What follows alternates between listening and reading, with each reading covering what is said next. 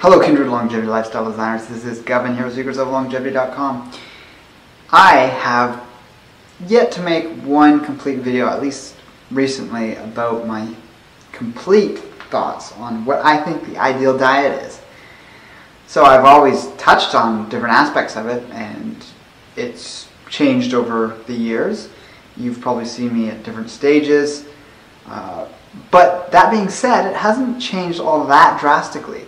Some of these books I'm going to talk about have been very foundational to my ideas around diet, and from day one I was always recommending a very open-ended approach to basically doing what works for you, within reason of course. If you think something's working for you but really you're just kind of like addicted to it, that's not going to be the best thing. But we do have different metabolic types, we do have different things that work best for us depending on a number of factors, from our own ancestry and genetics, from our blood type, from our metabolic type, which can vary even within genetic groupings. So there's a lot of factors that you have to take into consideration. Then you can also consider whether you're suffering from a specific type of illness, and there can be things that you can tweak to address that illness, which over time you can tweak back in some way. And just because you're bringing it back to a specific state doesn't mean that you're going to re-engage that illness. So that's something that actually a lot of people don't seem to recognize, that just because you cured or healed some sort of illness on a specific dietary plan does not mean that that is the way and the only way that you can eat. And it's even more of an overstepping of conclusions to say that that applies to other people just because it works for you. So yes, I went from vegetarianism to veganism to raw veganism to 100% raw veganism, then kind of moved back to raw vegetarianism, and eventually got some meat into my diet. I was actually eating raw meat at first, and then cooked meat, some cooked other things, and I'm a lot more open at this point, but I do enjoy raw foods when I have them, but it's nothing that I'm rigorously adhering to in any form. I've always eaten semi-low sugar. It can vary. Sometimes I will eat a lot of things with simple sugars in them, and when I say low sugar, I'm specifically meaning sugar as it's coming into your body, not the end product, because yeah, obviously starches break down into sugars, but the impact that refined sugars have on your body, or simple sugars, because that also includes fruit. For me personally, it has been one that does not sit well with me. I always get toothaches, sensitive teeth, I break out into skin issues, not anything drastic, but it's pimples here and there. If I avoid those things, then I don't get that. And of course, there are people who can eat tons of refined sugars and simple sugars from fruit who seem to do well, at least in the short term. There's a lot of people that think they're doing well on it, and then down the road they run into problems, and we have to acknowledge those people. Then we can also look at the science and really think, is a very high refined or simple sugar diet going to be best for longevity? You might get that really quick energy and that efficiency and fuel that can propel an athletic prowess in your lifestyle, but that does not mean that you're going to live a long time necessarily. A lot of the longest lived cultures, while there's a wide variety of diet and what it is they consume in terms of their macronutrient ratios, from carbohydrates, fats, and proteins, we do not see a huge dependence on simple sugars. We see some of the more closer to tropical ones having fruit in there, and they might be a little bit more than the average diet today. But we see plenty of temperate regions, from Icaria in Greece to the Sardinians in Italy to the Okinawans, who all consume very little fruit. So the big difference between fruit and, say, white rice or sourdough bread or wild rice is going to be that, the more starchier type foods break down into simple glucose. And that's a very good fuel for those who run well on carbohydrates. And the big problem with foods that are high in fructose are that they accelerate aging. We know for a fact, this is undeniable, I covered it in this video here if you want to check it out, that fructose increases accelerated glycation end products 7 times faster than regular glucose. And there's not really much to argue with that. There might be people that think they're getting really good results with high fruit diets, but over time they do look more aged than people around them in the dietary community in the holistic health community who are recommending, alternatives that don't include quite so much fruit. I'm not saying stop eating fruit. Don't take it up to that. I'm just putting it out there for anyone that wants to listen to me, because that's sort of the factor that has gone on over the years that I've always adhered to and recommended, partially because of my own reaction to refined sugars, but also, there's a whole host of other issues with the simple sugars that comes about that you don't get from the starch-based carbohydrates. So you can really feed cancer cells, you can really feed and exacerbate diabetes, you can cause a lot of problems with candida overgrowth and anything fungal or bacterial-based. It can also become an issue with inflammation, which is really foundational to a lot of illnesses. So starch-based diets, if you do work well on carbohydrates, is where you would want to go, and that's going to include anything from potatoes of varying kinds, sweet potatoes, white potatoes, any type of ideally heirloom potato. Then of course, if you're consuming any type of grain that doesn't include rice, because it has a lot of those phytates and things that are taken out of it already, you want to have it in a sourdough form or sprouted form or both. So I am consuming grains now in the form of sourdough bread semi-regularly. I consume wild rice. Buckwheat's a really great one. That's technically a fruit actually, but it's a starch-based fruit, and it's kind of like a seed. Very high in protein, but also very rich in complex carbohydrates. Then you have things like tapioca and these other types of starches, which are great if you have access to them and want to add them into your diet and create something out of them. Then of course you have your fats. You've heard me talk lots about them.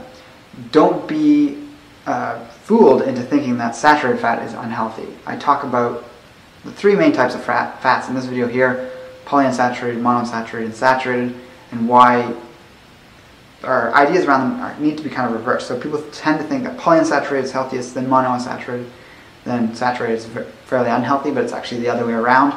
And that video explains it if you need more clarity on that. And then with protein, our protein needs are going to, of course, vary. I am more for an intuitive approach, but there is definitely some people that recommend way too much protein in the programs, and that tends to be sort of more commercialized type dietary programs you see in the fitness community sometimes, with a lot of bodybuilding. You do not need 2 grams of protein per pound of body weight. Anywhere from half to 1 pound per pound of body weight is kind of ideal. Of course, there's going to be some people that would even recommend, to the lower end of that for longevity reasons. I'm still kind of going over that myself, but we do need enough protein to be able to get enough IGF-1, and that's kind of the premise, is that too much protein will rise IGF-1 levels. I really debunked that in this video here, which you can check out, which clearly shows that you don't want to have your IGF-1 levels too high, but you don't want to have them too low. There's kind of a bell curve where the greatest longevity comes from a very intermediate level of IGF-1 levels, because it's not going to be exacerbating cancer if it gets too high, and it's not going to be setting you up for osteoporosis and muscle wasting when it's too low, which you see in a lot of sort of caloric restriction type regimens and things like that. Then you also have to take into account that low vitamin D is also going to drastically increase your risk of cancer if you have high protein in your diet as well. So if you have adequate vitamin D from the sun or from a supplement or even from foods, you're going to be fine if you're consuming a little bit more protein than perhaps your body needs. And yes, if you're doing any kind of rigorous athletic program, you do need that extra protein to repair the muscles faster. So these are just 2 books I'd recommend checking out if you want to really delve into what works for you in terms of that balance of those 3 macronutrients: proteins, fats, carbohydrates. I read this years ago, the metabolic typing diet, even before I was a raw foodist, and that kind of carried with me, and I always noticed I did better with more fat in my diet. William Walcott and Trish Fahey. Not much to say about it except that it's really basic and really easy to understand. There's a great quiz, or what you'd call a self-test, to figure out what is the ideal ratio for you in terms of high carbohydrate or high fat or high protein, or what balance of all those things is going to work. And you have to do it by feel, but it's also, you can do various tests to figure out what category you would probably fit into. And then Dr. Abravanel's Body Type Diet and Lifetime Nutrition Plan is actually going further back, so what kind of inspired that book. And it talks about the 3 body types, which is sort of Western medical equivalent to the tridosha theory, or even in Chinese medicine they have theories around body types and what you need to eat. And this can sort of shift over time, but more or less you're going to have a body type that you're set into. And the interesting thing with this is you can tell by like where you store fat on your body, what that indicates about what gland is working well for you. There's a lot of people that were involved in paleo and things and moved on to a more carbohydrate-rich diet. And while I see, to sort of compare it, you see people that came from raw foodism and got into paleo and were like feeling so much better, and they were like blaming raw food and saying, this is stupid, why are people even doing this? I was there and I was trapped, I'm way better now. Well, that kind of body type where you do better with more meat, it's going to make sense that you feel that way. The same thing applies for people who go from paleo and then start consuming lots of carbohydrates in whatever form. They feel better. Their thyroid health is better because they were a thyroid type, meaning that gland functioned at a lower level.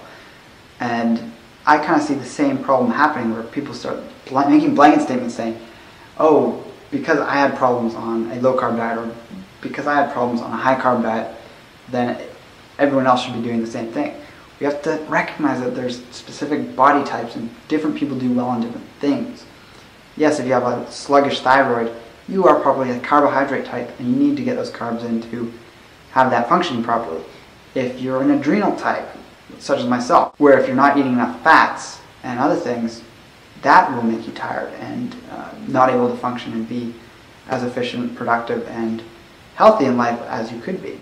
This is very much the big picture of the 3 macronutrients and what you need to do with them. Then, in my other videos, I always talk about herbs, superfoods, supplements, all these other things that kind of fill in the gaps. More specifics on foods and what foods are wonderful to include no matter how you're eating. And that comes after you've really set that foundation of figuring out what type you are. If we were to think of it as a scale of, this side's high carbohydrate, this side's high fat, we fall somewhere along that spectrum of what works best for us. I wouldn't include protein as equivalent to carbohydrate and fat because those are the most efficient fuels. There's definitely people who need more high protein than others, but you have to, once again, feel that out, experiment, do some of those tests if need be that are in books like that or even you can find online. And through doing that, you're going to really feel better about yourself, feel better about your own health, you're going to feel better. And you can start to drop that harsh criticism of others who aren't doing exactly as it is that you're doing in the same way. It's really unfortunate that people still cling to that. And when you've been looking at health matters for as long as I have, it's not anything that great, but a decade I've been really looking at things around the topic of health for a long time. And you start to see the patterns in the people who, whether they're newbies or not, but they get into that sort of negative mindset of saying there's only one way of doing things, and that's simply not true at all. So let me know what you think about this video in the comments below. Like, favorite, and share the video if you feel so inclined. And with that, I'll talk to you next time. Take care and embrace life without limits, especially on diet.